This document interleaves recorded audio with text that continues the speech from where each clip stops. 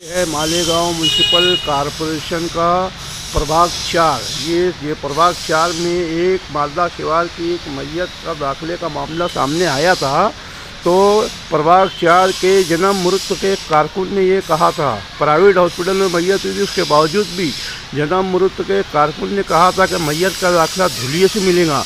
ये दूर की पॉलिसी और ये आवाम को तकलीफ देने का काम प्रभाग से जारी है। इस सिलसिले में कमिश्नर, डिप्टी कमिश्नर और इंतज़ामिया प्रभाग अधिकारी यानी फौरी तौर पर तवज्जो दे। आवाम में नाराज़गी फैल रही है।